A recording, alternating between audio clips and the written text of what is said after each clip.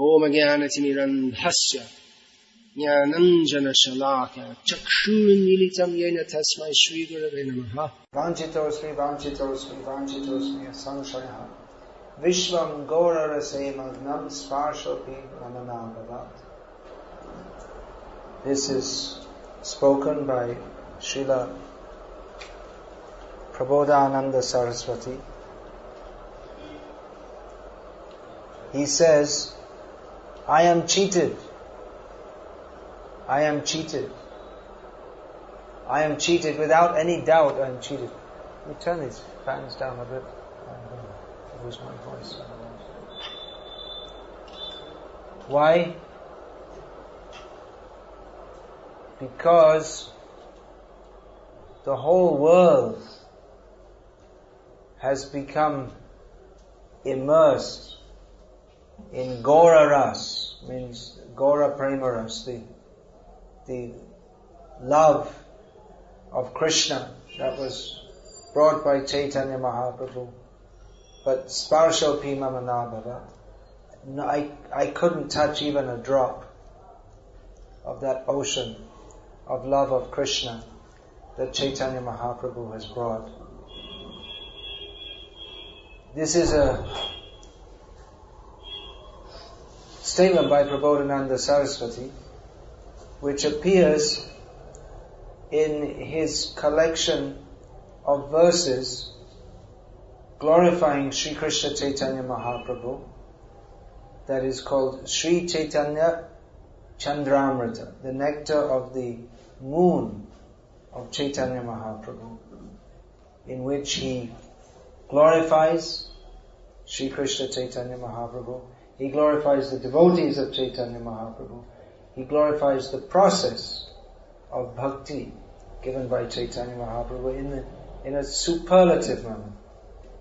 That he is so bold to state that what value have even great teachers who taught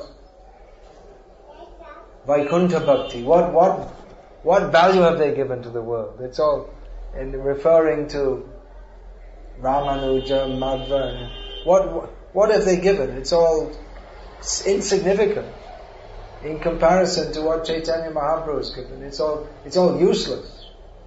He's so bold. He's so bold as to say that what value has the Varaha and Kurma and all these different avatars given?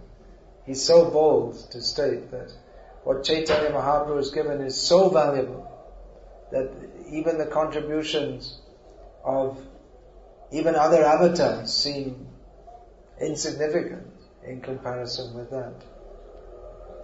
So he most ebulliently, enthusiastically glorifies Chaitanya Mahaprabhu, not fanatically, it's not his fanaticism, but he's just pointing out that what Chaitanya Mahaprabhu has given is so valuable that even that which is invaluable, Vaikuntha Bhakti, even that which is incomparable to anything within the material world, even that seems insignificant in comparison to what Chaitanya Mahaprabhu has given, which is Baraja Jubati Bhavera Bhakati. He has revealed the loving, emotional, devotional service of the gopis of Vrindavan. Ramya Kachit Upasana Brajavatu Vargena Ya Kalpita. So this is the gift of Chaitanya Mahaprabhu. It's not, if we say it's not easy to understand, but it's not understandable at all. It's not a subject matter to be understood. It's not anything that can be understood. You can't go to school and learn about it and get a degree in you can get a degree, but understand is not understandable by any method of the material world, or even any method of any normal spiritual method. It's simply possible by the mercy of Chaitanya Mahaprabhu and his devotees. And Prabodhananda Saraswati is obviously, from his writings, he's overflowing in Gaura Prema Ras, because no one but a devotee who has understood that by the non-material method of understanding, who is blessed to understand, no one but a devotee who's entered into that and who is Gaura Prema Rasa Magna, who's absorbed in that, only he can write with such boldness, he can declare with such boldness. What value did Varaha, Karma, and all, what value did they give to the world? He's questioning even then. So he's undoubtedly a devotee on the very highest level of spiritual advancement, beyond our imaginations, but he says that I'm cheated. I didn't get that.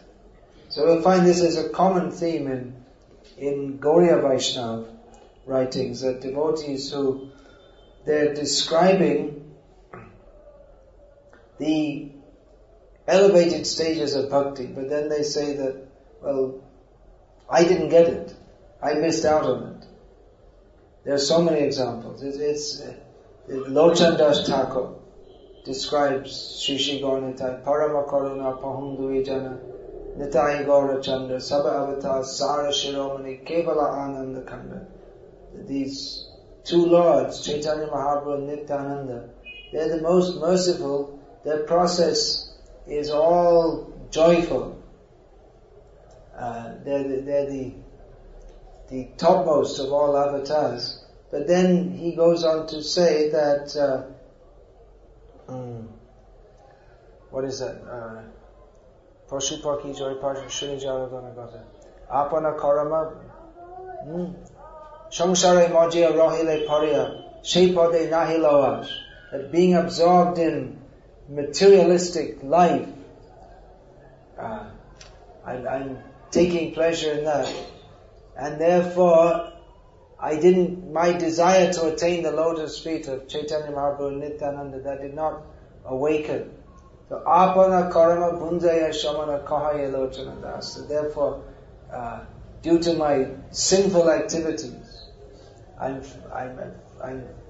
taking the results of my sinful activities, and therefore I could not appreciate Hua Gaur Nitai, although he's written with so much appreciation. Only a devotee can write like this. There's so much appreciation of Chaitanya Mahaprabhu, but he says, I have no appreciation. This Basu Ghosh, Vasudeva Ghosh also, in describing the glories of Chaitanya Mahaprabhu, Gau Gau Puna Gorangera Guna, he's saying, chant again and again the glories of Chaitanya Mahaprabhu, but he himself, about it, you chant, you appreciate who is Chaitanya Mahaprabhu, but about myself he says that Pashana Vidhi Pashana Diya came on a Bashura Hiya Pashana Diya Vidhi came on a Gariyachi. He said, how is it that the heart of myself, that Vidhi, Brahma, seems to have made out of stone. Therefore I could not appreciate who is Chaitanya Mahaprabhu. How has he done that? So this is a common thing, that the devotees, they were right, that the whole world is dancing in love of Krishna by the grace of Chaitanya Mahaprabhu, but only I, the author of this song, only I am left out. So how is it that they can say like that? Well, they feel like that. It is to teach us, but at the same time, that is the feeling of a topmost pure devotee, that I am cheated, I'm left out, I didn't get love of Krishna. Pure devotee never thinks, I have got love of Krishna. Pure devotee of Krishna doesn't go around telling everyone, I am a premi bhakta. I have got prem, and you just come and get it from me. A pure devotee never says like that. He says that I'm just trying to learn, I'm just trying to understand. He never claims I am great. And these writings of our great acharyas, by the grace of, we were just discussing this evening, Divya Saraswati, the consort of the Supreme Lord, she enters into the mouth and into the tongue of those who, and into the heart of those who desire to glorify the Supreme Lord. And in her external manifestation, Dushta Saraswati, she enters as the ability, Vag Chaturi, the ability to juggle words, as Prabhupada used to say, and appear very intelligent and very intelligently perform the most foolish act that anyone could ever do, which is to avoid Krishna. So what we call intelligence in this material world is actually more foolishness. Because everyone in this material world is foolish because they're acting against our own self-interest by forgetting Krishna. That is the core activity, the basic activity in materialistic existence. And everyone is pursuing this, forgetfulness of Krishna. So when one becomes very intelligent and very expert in presenting various theories which directly or indirectly are meant for forgetting Krishna, they are praised by other persons as being very intelligent. And they are very intelligent in being foolish. So that sounds like a contradiction. It means actually they're not intelligent. What is called intelligence in material existence is a sophisticated foolishness, not actual intelligence. So such persons, they may be very materially intelligent, but they're compared to Shravidvara Hoshokharai. And they're praised, they're hogs, dogs, camels and asses. And they're praised by persons of the same category. Samstuta Purusha Pashuhu. Persons who are apparently human beings but who have the consciousness of animals, praise other animalistic persons for their expertise in spinning webs of theories by which we can forget Krishna. But Divya Saraswati, yes, this ability to be apparently intelligent but actually very foolish, this comes from the external manifestation of Saraswati, Dushta Saraswati. And Divya Saraswati is that ability to praise Krishna without any personal motivation. So she gives the intelligence and the ability to praise Krishna. And the words of the devotees, they're always imbued with the spirit Antaranga Shakti of Krishna. So what devotees speak and what non-devotees speak, there's a very great difference. Because what devotees speak, that has the power, Vidyate Hridaya Grantis, Chidyante Sarva Samshayaha. What devotees speak, that will break the attachments within the heart and cut all our doubts. Whereas non-devotees, even they be very learned scholars and they may theoretically be expert in explaining philosophy, but their words can never have that effect. In fact, even if we hear about Krishna from non-devotees, the effect will not be that we become more attached to Krishna. the effect will be that we'll become more attached to material life. It's not just what we say, but the consciousness that goes with it. So devotees are very expert in speaking. They're speaking, very expert in speaking means not speaking in a manner that is very entertaining to others, but that is beneficial to others. So we'll find that the words of the devotees, they can be appreciated by persons who are blessed by Krishna with understanding. Otherwise, the words of devotees, persons who are not designed to be devotees, and they cannot hear what devotees have to say. Even they hear the same words, but it gets distorted and polluted by the words of the devotees can never be distorted, but that is by the wicked consciousness of non-devotees who do not want to hear about Krishna. Then they cannot hear. But those who have the preliminary qualification to hear about Krishna, tadvidhi pranipatena pariprashnena sevaya.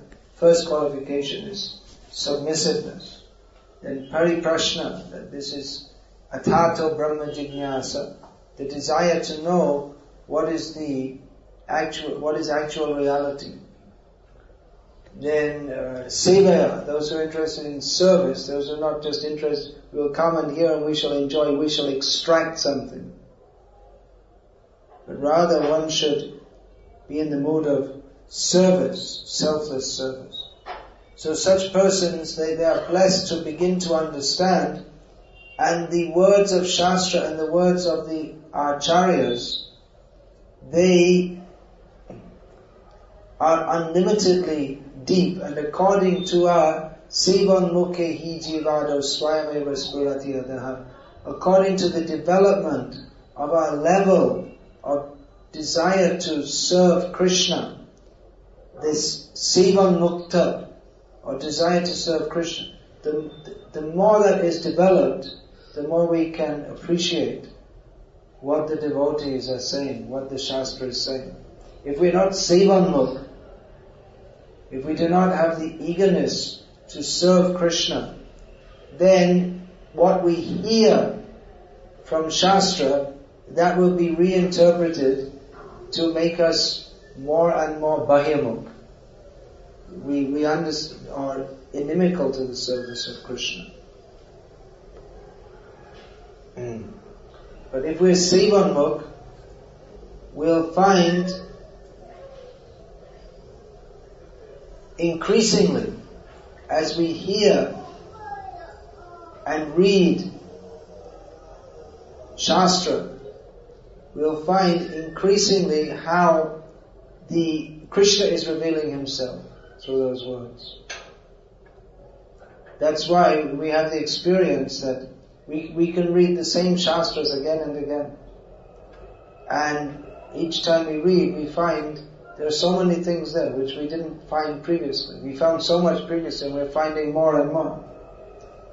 Mahatma Gandhi said that also about Bhagavad Gita. The more I read, the more I find. But he didn't find Krishna because he had no faith in Krishna.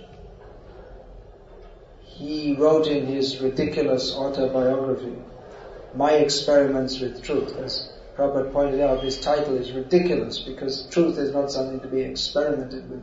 The whole idea of experimenting with truth means that he has not even the beginning fundamental idea of what the truth is.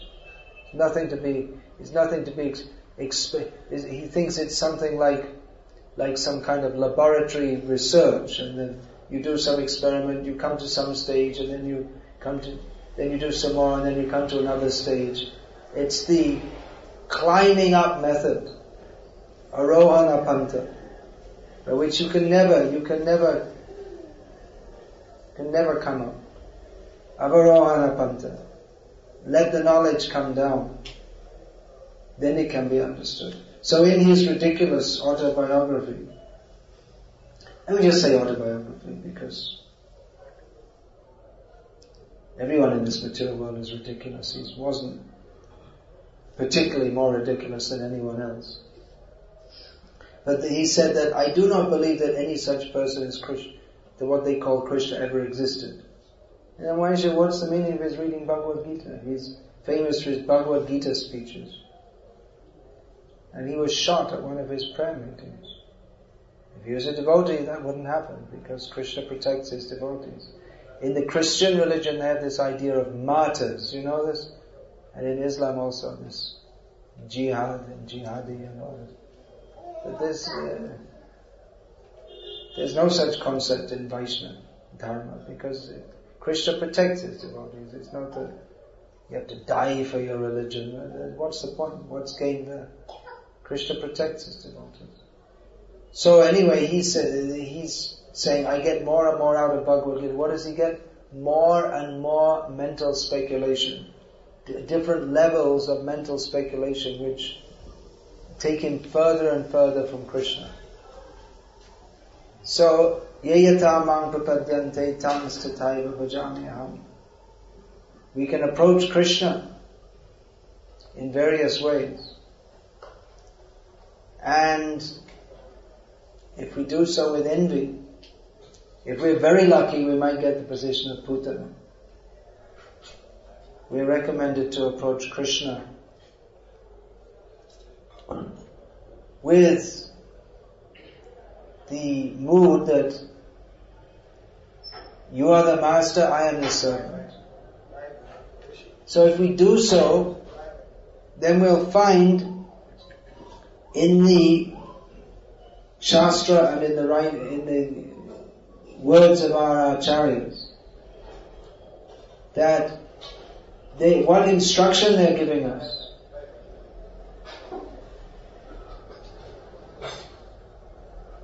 Fascinating. What instruction they're giving us that can be appreciated by even beginning devotee and even the most advanced devotee. So Prabodhananda Saraswati, he said, I am cheated. He's a topmost pure devotee. He's not cheated of love of Krishna because he is describing what is this that Chaitanya Mahaprabhu has brought. He is certainly Gaura Prema Rasa Magna, absorbed in the loving devotion that Chaitanya Mahaprabhu has brought. But he's feeling, I'm cheated of that. That is his ecstatic loving devotion, that he feels I'm cheated. But at our level, what should we think? That actually, why are we not? We've been given instruction, we've been given knowledge. Why are we not full in love of Krishna? Why are we not? Of course we can say, but we're not feeling Nayanam Gadada Shuddhaya, Vadanam Gadgadarudhaya. Why are our eyes not overflowing with tears? Why are our hairs on end, the hairs of our body not standing on end at the recitation of Krishna's name? Why is that? We are cheated. The love of Krishna, Chaitanya Mahaprabhu has made it easily available, but we are cheated. We're chanting, but we're not feeling. Why not? Because we are cheated. Then who's cheating and what's going on? We are cheating ourselves. Where's the cheating? We are cheating ourselves. Because even we're getting knowledge of what Chaitanya Mahaprabhu has given. And we have the opportunity to take part in that. But we are deliberately maintaining our material attachments. That we have been given the greatest opportunity, even Brahmara Durlabha Prem, but still we're attached, petty material attachments. We are cheating ourselves. We become upset if someone cheats us, isn't it? We're just saying that this doctor in Salem, he sold a plot of land to his friend, his friend saying, oh, I'm your friend, I want to build a house close to you, so please give this land to me. So he gave it to him at 100 rupees square foot, and the same day he sold it for 120 rupees a square foot and made 14 lakhs profit. and he was saying, I'm your friend, I want to build a house next to you. But he just completely cheated him. So if someone cheats you, you feel very bad, isn't it? That, oh, how can they do that? You feel very... But we are cheating ourselves. If we take to Krishna consciousness, but we maintain material desires. And practically the whole material world, it's a place of the cheaters and the cheated. The most extraordinary thing is people feel, someone cheated me of 10 rupees. Even if you get cheated of 10 rupees, you don't feel very good. The other day we were in the auto rickshaw, and a man was cheating us, and then I thought, we were arguing there, but anyway, I thought, it's 10, 20 rupees, not worth me arguing over this, but still you don't feel very nice because he's cheating. Anyway, give it to him, but you don't feel... But then if we're cheating our whole existence, people, they don't like to be cheated at 10 rupees, but they very eagerly accept someone who totally cheats them in their whole life. Just like here in Bangalore, we have some Shabi Rankar or someone with a name, something like that. And he's a shav. He's a living shav. Shav means a dead body. And Ranka means anger. You should be angry at him because he's cheating people. There's a love, peace, smile. My aim in life is to put a smile on everyone's face. He should be teaching. Yes, smile on your face means you have to chant Hare Krishna. Material life is miserable. Everything in this material world is simply miserable. He's teaching personality development and all this. How to live in this world and be happy in this world. That is cheating. Because there is no happiness. If someone's teaching you how to be happy in this material world without Krishna consciousness, understanding that this material world is a place of misery, then it's simply cheating. But people like it because it's somewhat sophisticated and somewhat spiritual sounding cheating. And people think, oh, I'm very spiritual. And it's not at all. It's just they like to be cheated. Prabhupada pointed this out. That people like to be cheated. And no one will agree to that. No one will say, oh no, I don't like to be cheated. No one will agree that I like to be cheated. But Prabhupada pointed it out that people actually like to be cheated. And if this was not true, then all these bogus gurus could not exist. That there are all these bogus gurus proves that people actually like to be cheated. And the whole modern life, people in India are so much eager that we shall develop the economy and become a superpower, and it's all nonsense. There's no happiness in material life, and especially this so-called progress. They've done it all in America, and the whole society is completely sick. No one even thinks that the society is in a very good shape. It's a disaster. 70% of Americans in their life take psychiatric treatment. The other 30% are either too crazy for treatment or they're just too stupid to realize they need it. Or they can't afford it. They don't have, or whatever. Or maybe then everyone's crazy. Psychiatric treatment, and then what is it? There's one of the most common drugs there is what's the name? I just forgot it. Prozac. That's it. You heard from me before. It's a Prozac. It's antidepressant drug, and like half the population of America are taking Prozac, antidepressant. And here, but everyone in India is saying, "Oh, it's wonderful. Isn't it wonderful? We're developing Bangalore." It means Bangalore used to be known as Garden City, very peaceful, very calm, very nice, and now it's developed. And now you're afraid to go out at night because you might get murdered. And it's all traffic jams, and there's so much cheating and Lap races. Lap races? Land races. land prices are so high, and then all the children don't respect their parents, and they have no reason to anyway, because their parents are just acting foolishly. So, is it really better? But people are saying, that is development, progress, this is wonderful. I saw last night, 8:30 at night, some lady or policewoman standing in the middle of traffic with all the pollution in her face, directing the traffic. And she should be at home with her children. But because we believe in women also have the right to stand in the middle of a traffic jam and take in pollution, and they have the right to work. And in the meantime, her children are at home, and there's no mother there.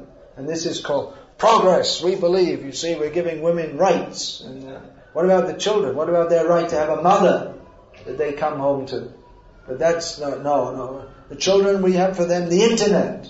You see, they don't need a mother. They can go to and see they can have all the naked women on the internet because there's no mother there to check them. So this is your progress. And don't be surprised when the kids walk into school and pull out a gun and start shooting 15 people, because we want to be like America. So if they can do it in America, we can do it here too. This is your progress. Nasty civilization. You want to be like that? You're fools! Such fools! It's unbelievably foolish. But people want, we shall be cheated. They like it. Because so foolish. Also we take to Krishna consciousness and still we're interested in Janmaishvarya Shuta Shri.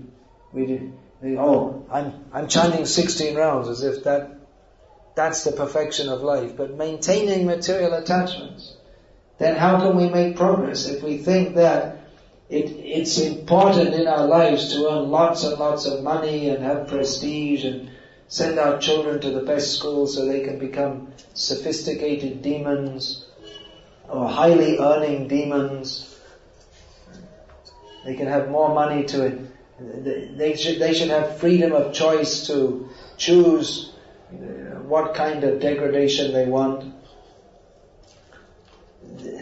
Then we're cheating. We're cheating ourselves. We're cheating our children. We think we're helping our children, but we're actually their worst enemies. You want to protect your children from bad influences. You yourself are a bad influence. If we don't teach them that human life is only meant for understanding Krishna, and anything else is superfluous. Job, career, prestige. If we're interested in all these things, then it's an obstacle to our advancement in Krishna consciousness. You might have it. Bhakti Thakur had it, but he wasn't enamored by it. And then Srila Bhaktisiddhanta Saraswati Thakur, who was brought up by him with the opportunity to have all that, he rejected. He was a brilliant student, but he dropped out of college. No one dropped out of college in those days. Even now in India, they don't drop out. But he thought that if I get a degree and I become very successful academically, then there'll be so much pressure put on me to get married and be a good boy. And so he thought that better I'm considered foolish and stupid, and then no one will want to marry me. That was his outlook. So, balance. We should have a good balance. We heard this word, balance. We should be very balanced. Balance means to understand that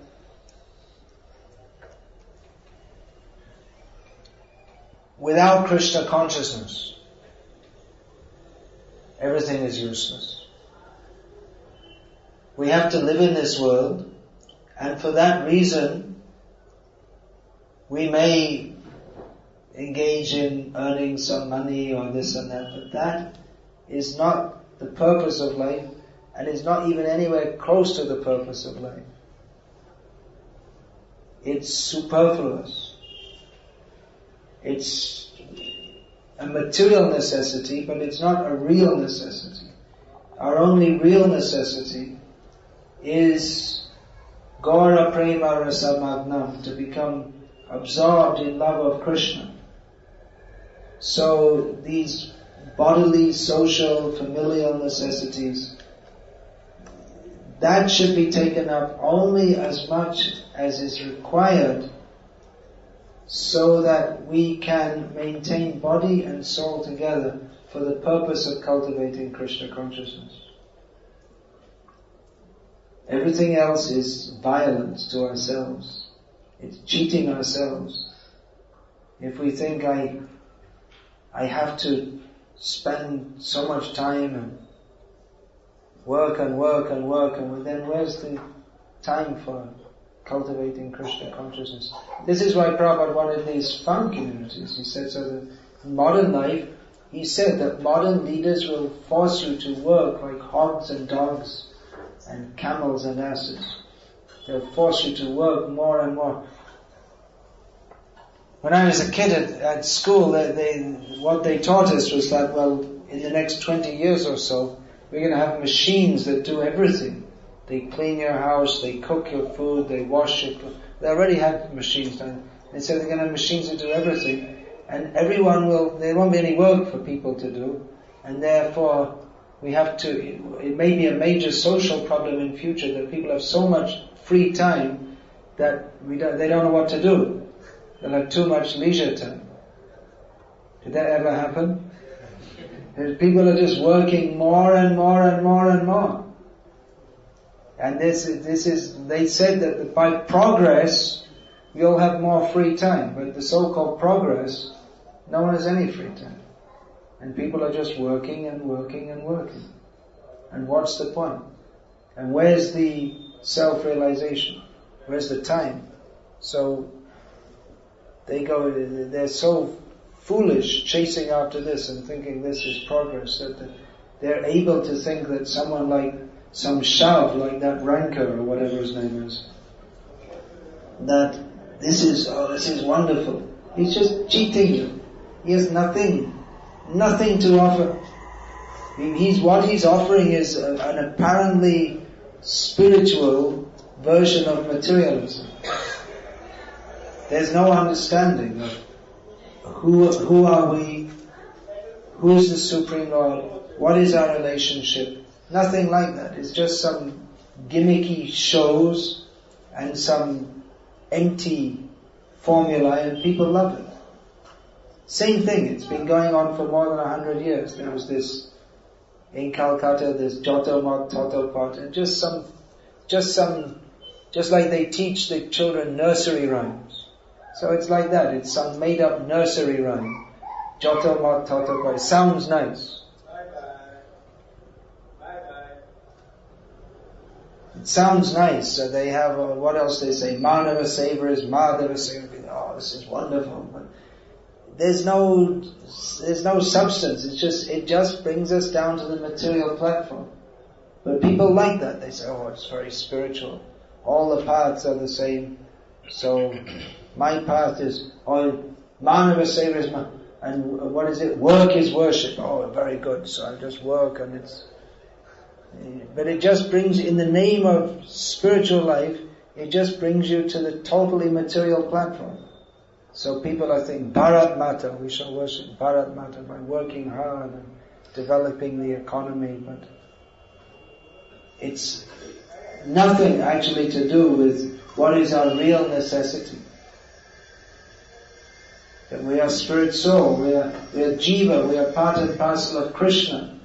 Avoiding this and talking, you may talk Upanishads and personality development and Atma Yoga and so many things. But without understanding this simple point that we're all part and parcel of Krishna and we're meant to surrender to Krishna, then it's all various methods of cheating ourselves and cheating others. And it's very much appreciated by people who are rascals because they don't want to surrender to Krishna. Namam dushkritinam mudha prapadyante naradhamaha maya paritagyana asuram brahmashuta.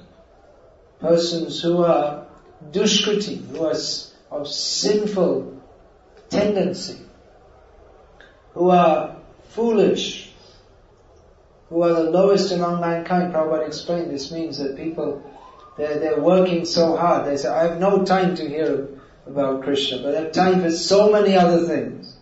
But they don't like to hear about that which is for their actual self-interest. If there's any little difficulty, they don't like to take it up. It's all, even they may take up to some extent. But when we hear that we have to give up our material attachments and fully surrender to Krishna, people don't like to hear this.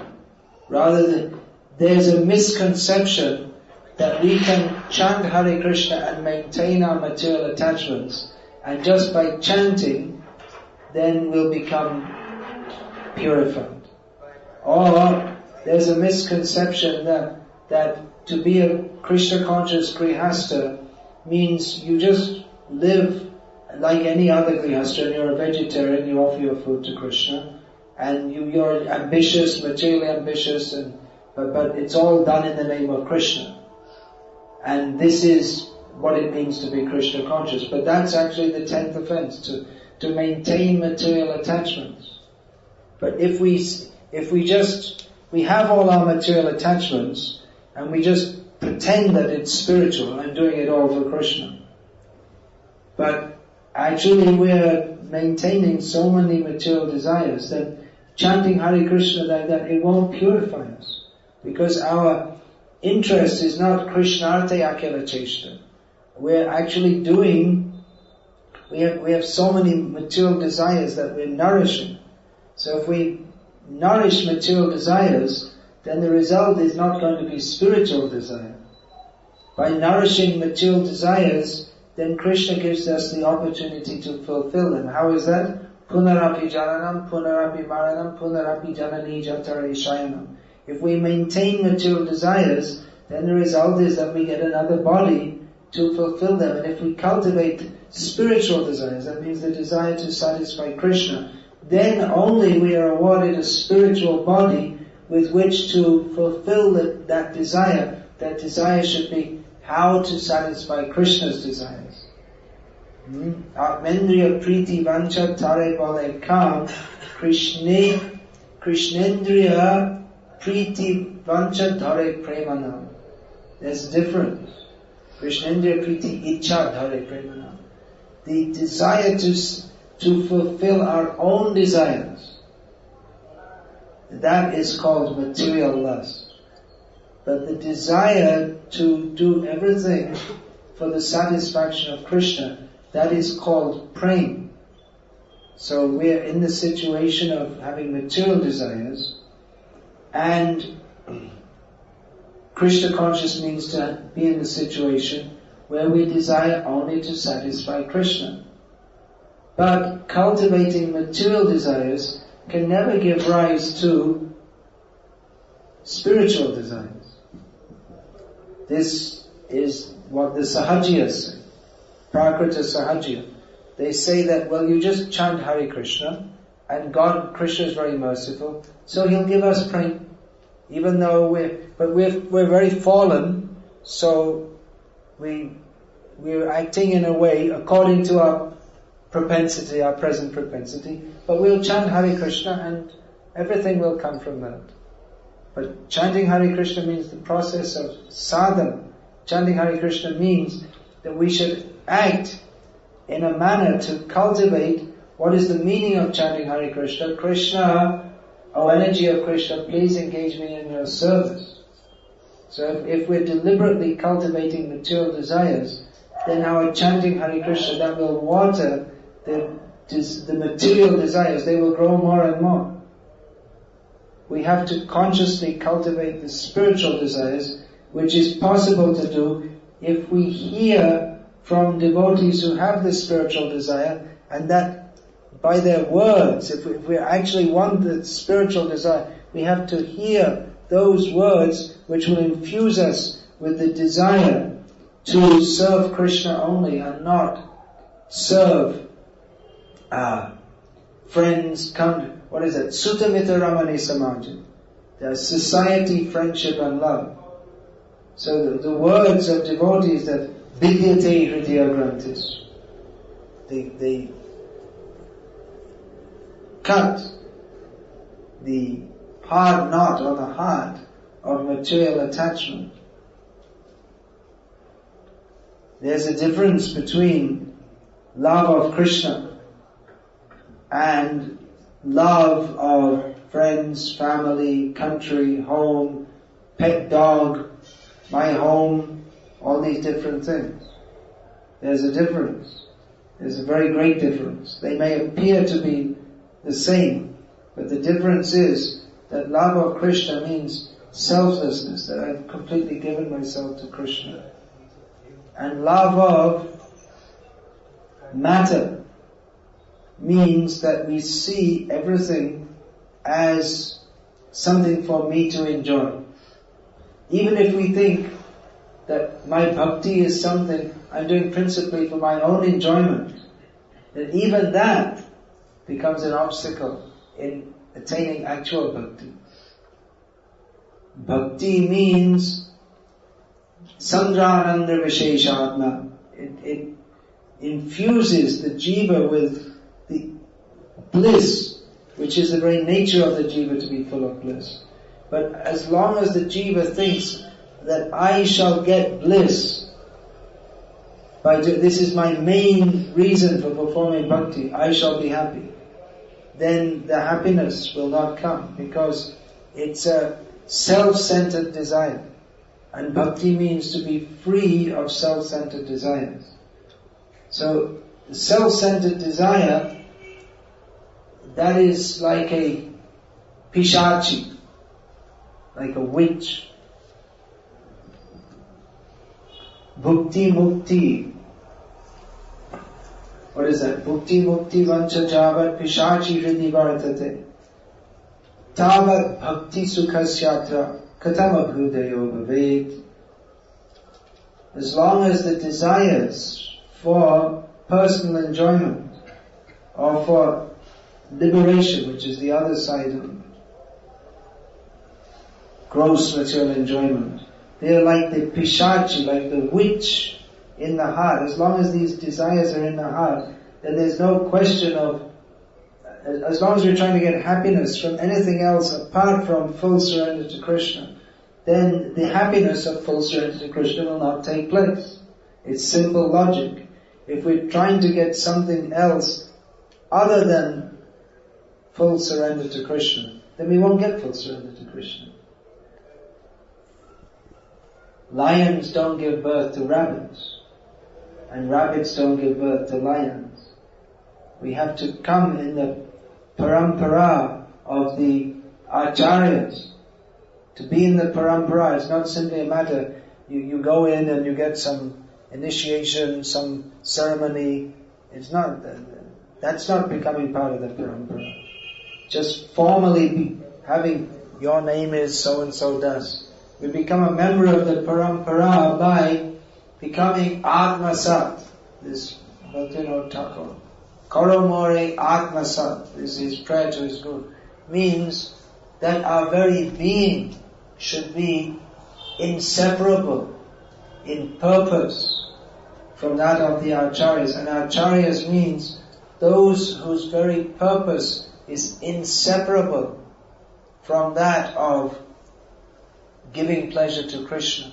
Means they even in their imagination, they cannot conceive of doing anything or thinking anything or saying anything which is outside the scope of anything, but everything should be done for the pleasure of Krishna. Krishnate akela cheshta.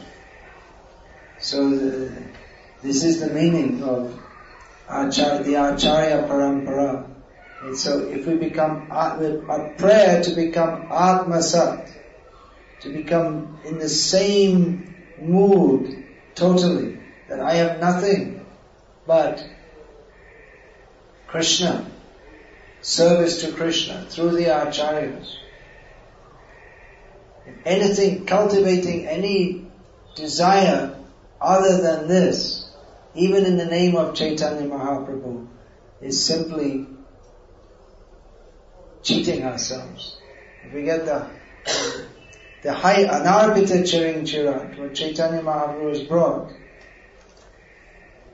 the love of Krishna, which was not available, was not offered, even throughout so many avatars, Kurama, Varaha, so many, they're coming.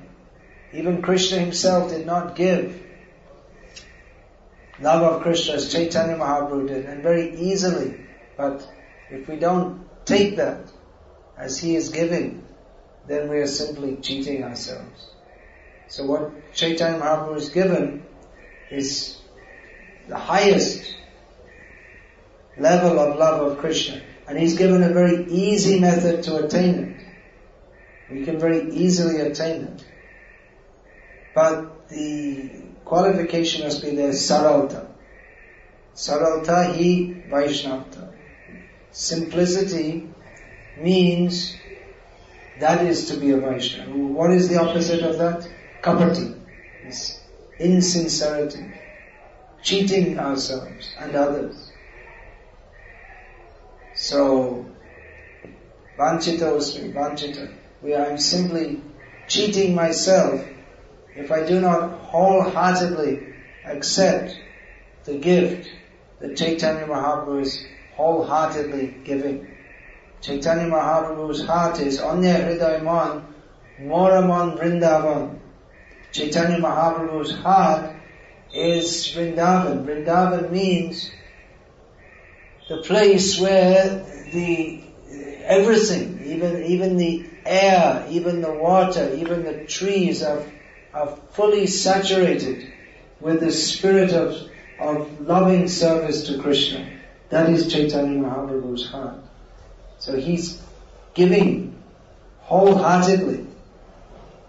And sometimes that question comes up, that should devotees leave their bodily organs so that after they die, so people can use their eyes and their kidneys. Why give the eye to someone if they're not going to look how to serve Krishna? Why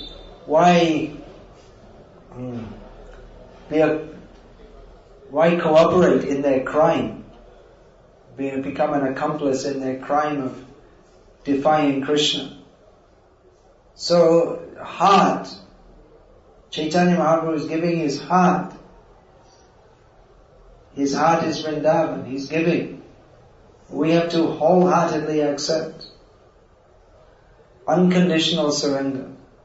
If we say, yes, I want to go to Vrindavan, but I want to there's an important cricket match, so I want to bring my TV with me, so I can watch it. And yeah, I'll serve Krishna with all my heart, but when there's an India-Pakistan match, I have to watch that. Or just, anyway, I have a little material desire, just maintain a little bit, that's all. But no. Chaitanya Mahaprabhu wants our whole heart. And our whole heart means no cultivation of material desires. So material desires are there, we know, we recognize. We may not be able to give them up immediately, but we have to accept the process to give them up. At least we have to understand what is Krishna consciousness and what isn't.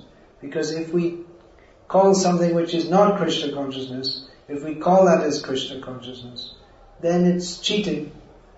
We may like to cheat ourselves that yes, I'm very Krishna conscious, and therefore label something which is not Krishna conscious as we know it's not actually, but because we don't like to admit that I'm cheating myself, so we do a double cheating. We cheat ourselves by doing something which is not Krishna conscious, and we double cheat by saying that actually it's Krishna conscious.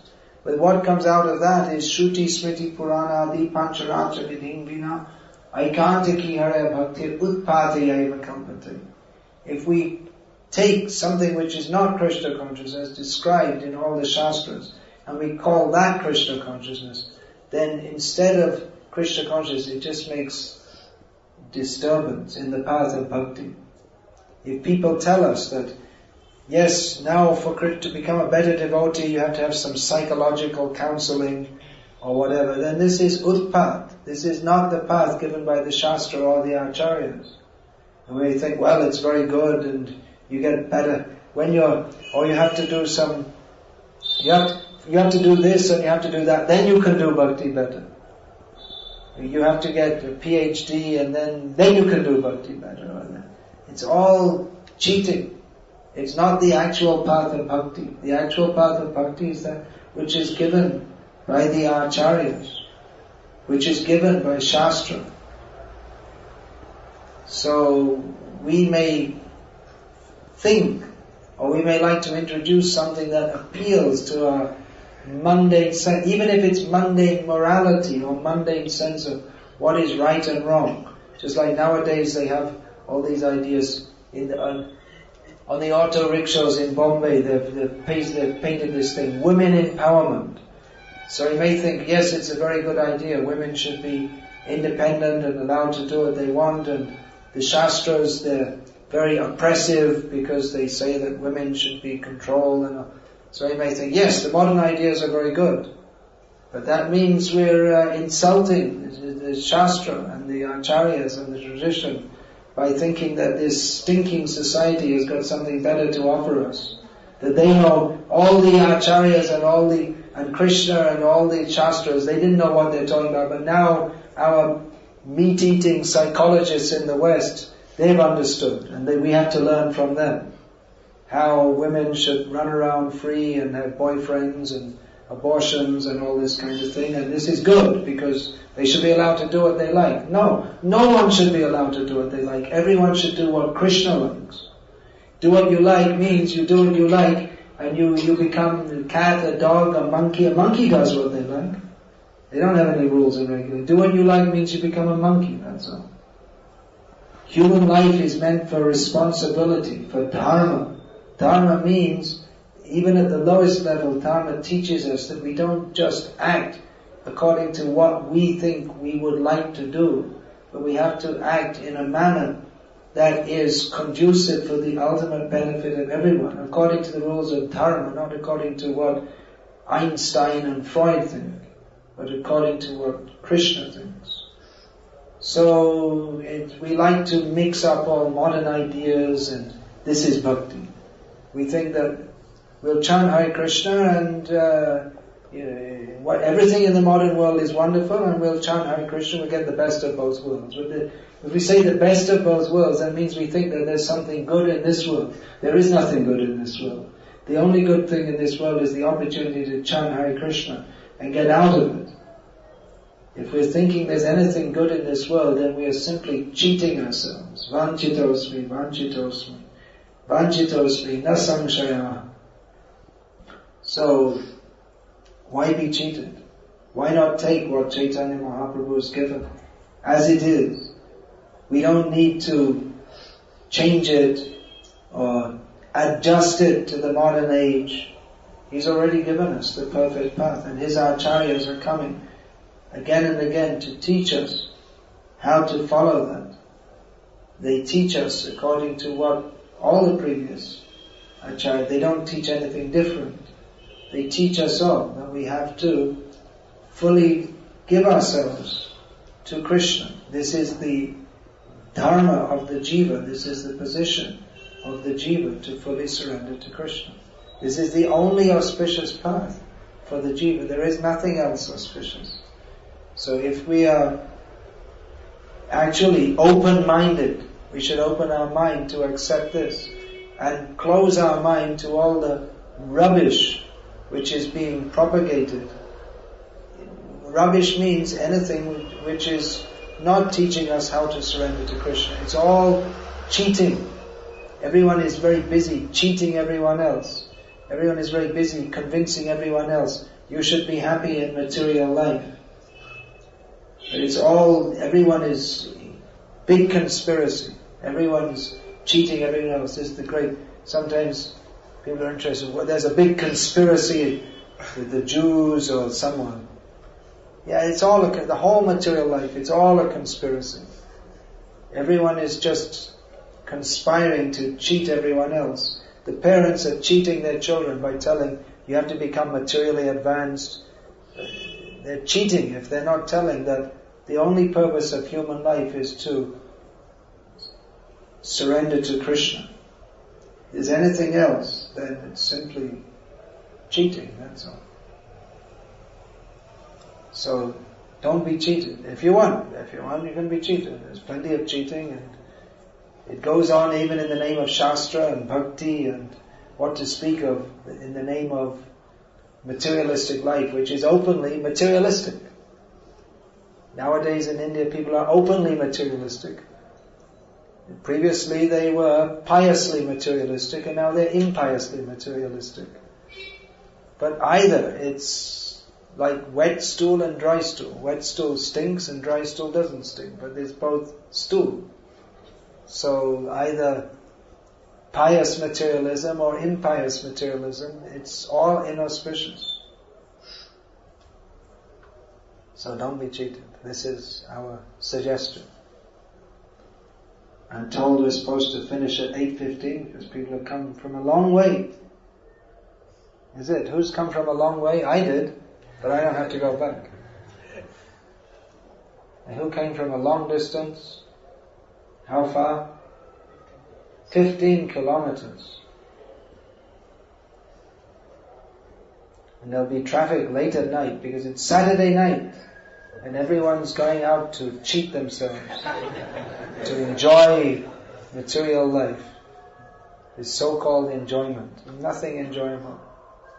What's enjoyable? Going to some bar with so much noise and smoking and drinking. That's enjoying. They call that enjoyment. But there'll be so many cheaters making traffic jams at night. Now they'll just be going out. No, it's a little early even, is it? For the enjoying crowd. What time do they, maybe they start moving, 10 o'clock at night? I don't know. In the West, it's like that. The nightlife begins about 10 o'clock at night. And then they come in our London centre of London.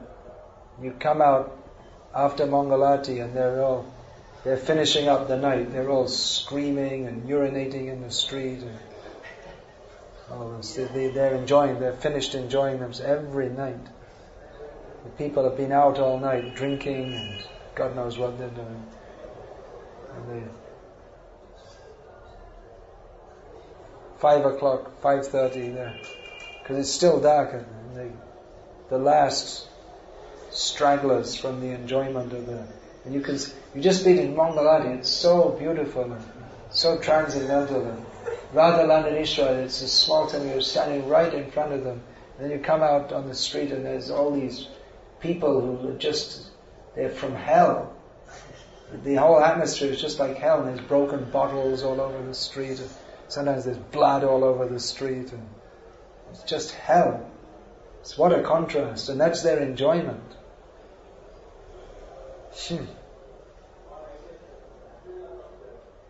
And this is what India wants to be like. We shall be as degraded as the Westerners. We're catching up fast.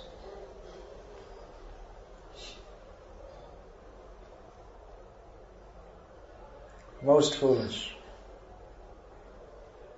Indian people think they're very intelligent, but they're the most foolish people in the world because they have the greatest culture, that which is in their actual self-interest, and they're very enthusiastically throwing it out to follow the culture which is just like Prabhupada used to call like that of the cats and the dogs.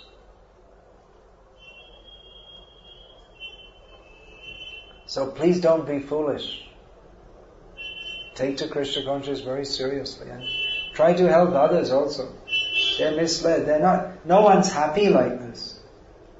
They think it's being happy, have fun, have a good time. No one's even the slightest bit happy. Actually, people in India, they like this.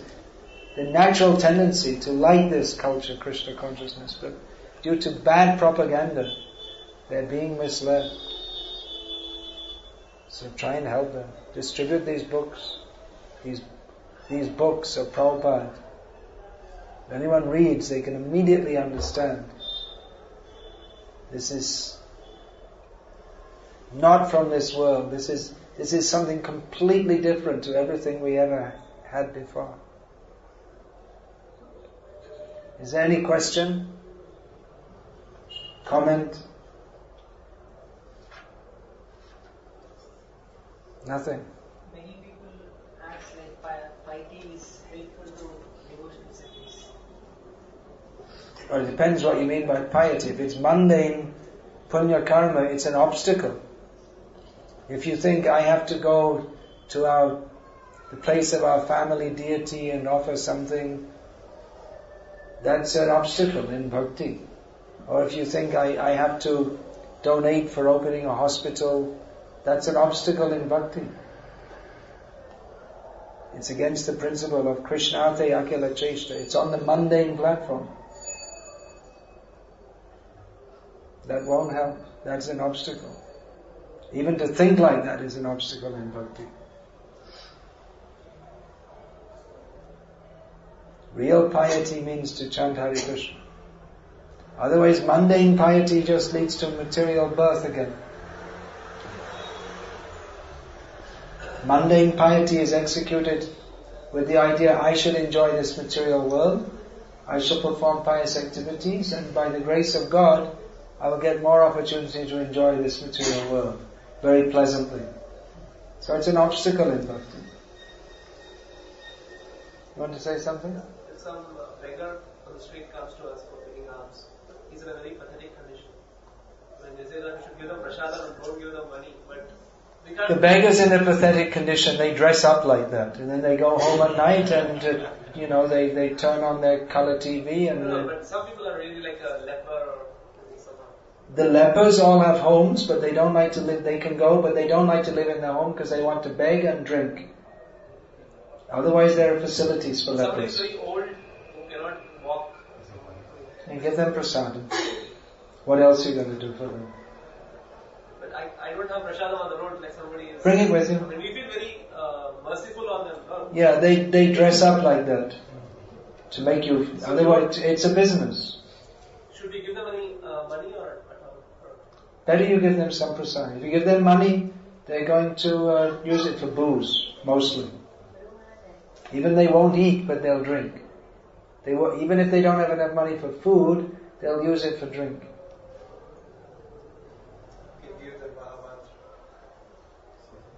It's very difficult to resist giving them money. That's because you're overly sentimental. You don't understand. They're playing on your sentiment to get money from you. It's all organized. They bring the beggars out and they pick them up in the evening and they share all the money. It's a business. You don't know that? I don't know. You don't know? You're so foolish. Sorry. You're cheated. There's these. It's all organized. All the lepers and the kids and the mothers with kids. It's all organized and it's all a team. They have their spots. It's a well-organized business. They earn plenty. Once in the news it came that they earn 9,000 per month. The average beggar earns 9,000 a month. They have to work hard for it too. But it's just playing on people's sentiments, that's all. So you can give them prasad. Many times you give them prasad and they don't want it actually. They're not hungry. They want money. And they'll use that for booze and cigarettes and, I don't know, a new pair of high heel shoes or something.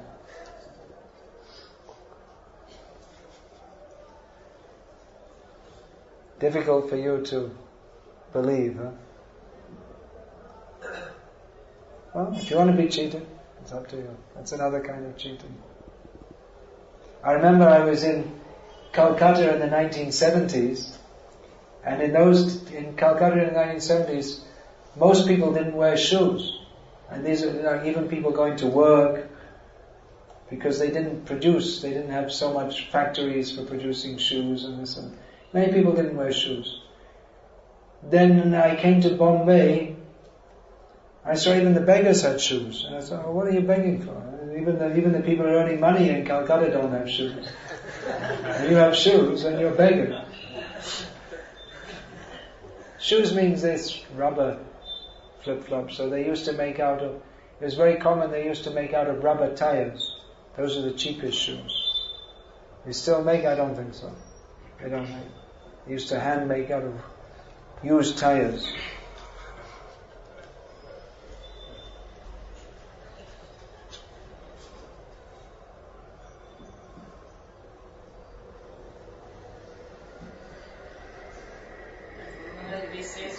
If you give money and they use that for drinking, you have to take part of that karma. Think about it. I knew this, but what if they don't use it for drinking? What if they are genuine?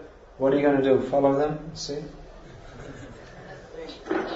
I would think that if there's a genuine beggar, they'd be chased out by the company. The beggars have their spots. It's very difficult to resist from that's all. Alright, and you can give. It's up to you. I'm not going to follow you around and tell you. It's up to you. If you can give them, another thing, if you give them 25 paisa, they'll throw it back at you. Nowadays, even if you give them a rupee, that many times they won't accept. So if they're really poor, then they should accept whatever you give them, right? They're very puffed up, actually. But if you give them something and then tell them, before they take you, tell them to say Hare Krishna. At least you get something out of them. Something for their benefit. Mahaprabhu somebody said that we should share our wealth, 25% among relatives, 25% among friends, something like that. Some ratio is there. But Srila Prabhupada said that. Based on Rupa Goswami, how he apportioned his wealth. So, is it not part of that sharing? Like, is it not considered charity? Like giving it alms to? You should know what is charity. In Bhagavad Gita, Lord Krishna describes as charity in the mode of goodness, in Sattva-gun, Rajagun and Tamagun. Charity given to people in Tamagun does not give an auspicious result, either for the person who receives it or the person who gives it. Charity should be given to people who will use it in a manner that is auspicious for all of human society. Then you get the result of charity. You get a good result for you and for everyone else. If you give to people in Tamagun who are going to use it for drinking, then it's neither auspicious for you or for them or for anyone else to give anything to them. You're simply encouraging that which is inauspicious. All this mundane welfare work is simply, it's encouraging that which is detrimental to human society. They say that Manava Seva is Madhav Seva. They put so much emphasis on helping the bodies of people. It just helps people to be more in the bodily concept of life. That we have to help people. We have to donate our eyes. We have to... Of course, a Vaishnava is not totally callous to all these things. But at the same time, he knows what is... Just like if someone walking beside you slips and starts to fall, you might catch them and help them to stand up. It's not, you don't say, well, it's just your body. You might help. But you have to see to what extent you're going to get involved. Because if you get more and more involved in helping the body, then it takes up all your time and you don't really help people either. Charity should be given, Bhakti Thakur said, only in as much as it helps people to awaken their propensity towards Krishna consciousness. Anything else is like feeding milk and bananas to a snake. It simply increases their poison. It's not good.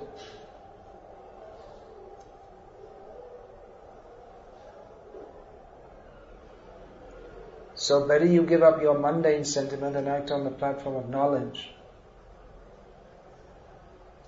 That's the whole point. That out of sentiment people do so many things which are not in their self-interest, and they cheat themselves in this way.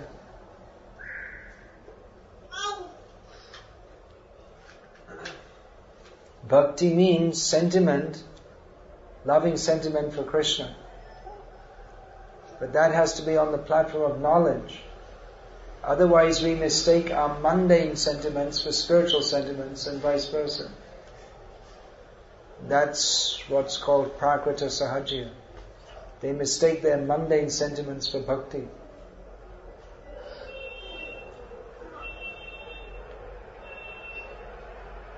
So we have to develop our spiritual sentiment, but to distinguish between what is spiritual, what is material, we have to understand philosophically. That's why Shastra is there. That's why gurus are there.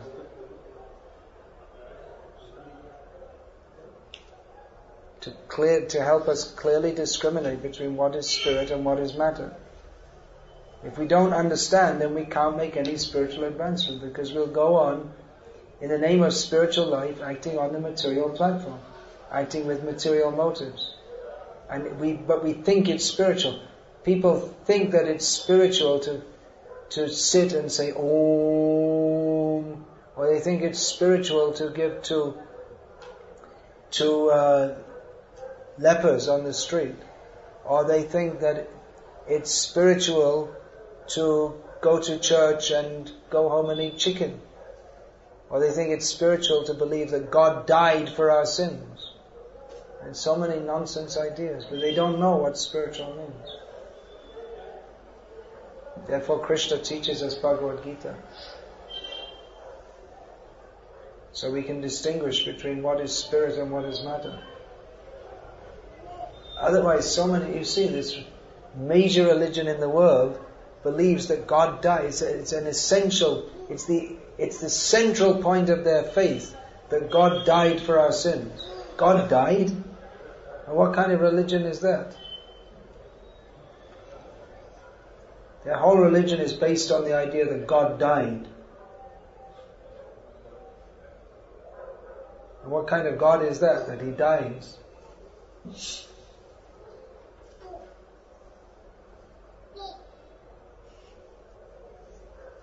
So many mistakes in Christianity. But people believe in it, and they say, you just have to believe in Jesus. But no philosophy, just believe.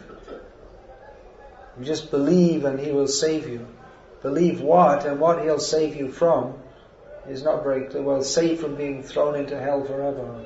Because God, who loves you so much, if you don't believe in Him, then He throws you into hell forever. This is foolishness.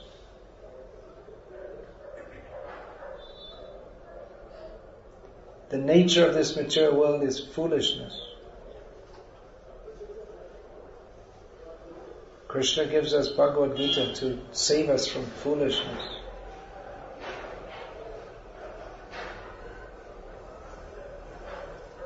Do you have Prabhupada's Bhagavad Gita as it is? Do you read it? Have you read it all? How long have you had it? 6 years. Well, there you are. You read the newspaper regularly? You're getting your head filled up with nonsense. Better you read Bhagavad Gita. What do you want? You want to get born again and get in? Yeah, well, welcome to the material world again and again and again. I also read time to time. Not much. I mean, not for a few weeks, actually. When it's there, I might look at the headlines. The other day we came into Bombay and I saw it. I think it was the Marathi newspaper someone had. I looked at it and there was a picture of Sachin. I said, well, what's he doing? It's his 33rd birthday. I said, well, if that's the front page news, then there's no need for me to look at anything else. Definitely nothing of any interest or import. So, they call that news. Anyway, it's up to you. If you want to get born again and again and, become a cat, a dog, a pig, and sometimes Indra, sometimes Brahma, sometimes a worm in stool, it's up to you. And if you want, you can read Bhagavad Gita as it is, take it seriously, and go to Krishna. It's up to you. If you have faith that Bhagavad Gita is reality, then you should take it seriously. If you don't, then you can come from time to time to a program like this, and listen and think it's very nice and go back again and turn on your TV and do whatever else you're doing, and you'll never make any real spiritual advancement. It's up to you. I hope you can take it seriously. Understand what is the importance of this. It's not a light matter. Whatever we think of at the time of death, that determines our future births. So see what you're putting into your consciousness. We can't expect that we can cultivate material thoughts and get a spiritual result. It's not possible.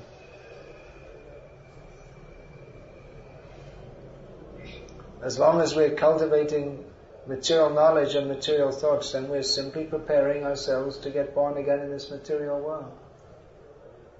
But the problem is we are being dumped. The problem is you don't believe it. That's it. We are being dumped with material knowledge from all around. Yeah, that's why we're saying give it up and take up Bhagavad Gita.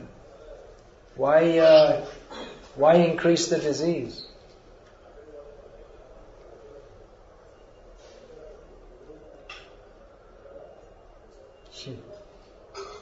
But we're so used to being diseased that we think it's normal. We can't imagine what it's like not to be diseased. We're afraid. Oh, what will it be like if I'm not diseased? We think it's a normal condition to suffer anxiety and depression and struggle in this material life and have so many material desires and become frustrated and have friends and enemies, and we think it's normal.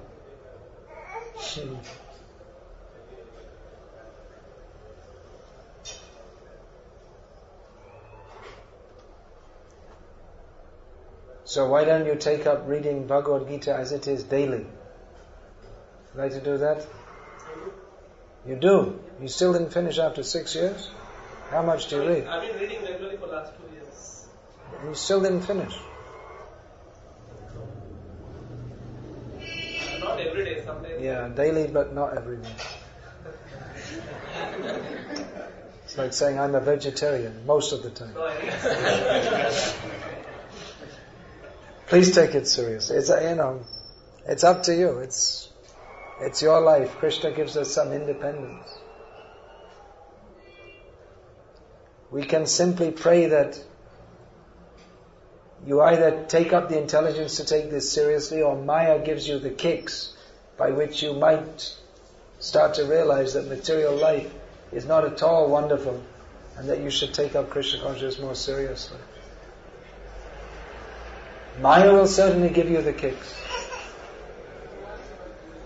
in the form of repeated birth and death. And until we understand, until we take it seriously that I'm meant for serving Krishna, you'll go on.